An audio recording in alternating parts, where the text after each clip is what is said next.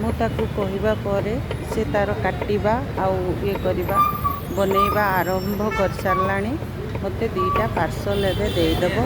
ଆମେ ତାକୁ ସେଠି କହୁଛେ ଝାଲମୁଢ଼ି, ଏମାନେ ଭେଲପୁରୀ ବୋଲି କହୁଛନ୍ତି। ଉପରକୁ ଦେଖିଲେ ଲାଗୁଛି କି ବର୍ଷା ହେବ, ଟ୍ରାଫିକ୍ ବହୁତ।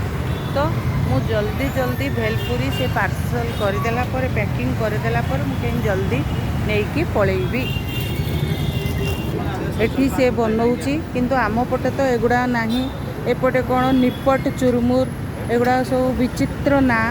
ଆମେ ତ ଆକ୍ଚୁଆଲି ଜାଣିନେ ଏଗୁଡ଼ାକ କ'ଣ ଖାଇବା ବୋଲିକି।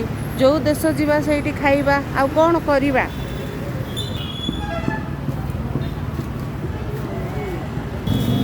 ଆରେ ଇଏ କ'ଣ? ଇଏ ତ ସେଥିରେ ପାମ୍ପଡ଼, ଟମାଟୋ, ଗାଜର ସବୁ ପକାଉଛି। ଆମ ପଟେ ତ ଆମେ କିଛି ଏଗୁଡ଼ା ପକାଏନି, ଖାଲି ବାଦାମରେ ଟିକେ ଘାଣ୍ଟିକିରି ମୁଢ଼ିକୁ ଆମକୁ ଦେଇ ଦେଉଛି ଝାଲମୁଢ଼ି। ଏଠି ତ ଏତେ ଜିନିଷ ପକାଉଛି। ଯେମିତି ହେଲେ ଭଲ ଲାଗୁଛି ଆମ ପିଲାଙ୍କୁ, ସେଥିପାଇଁ ସେମାନେ କହିଛନ୍ତି। ତ ମୁଁ ଆଜି ତାଙ୍କ ପାଇଁ ନେଇକି ଯାଉଛି। ମାନେ କେତେ ଜଲ୍ଦି ପୁରା ଭଲକି ବାନ୍ଧିକି ଦେଇ ଦେଉଛନ୍ତି।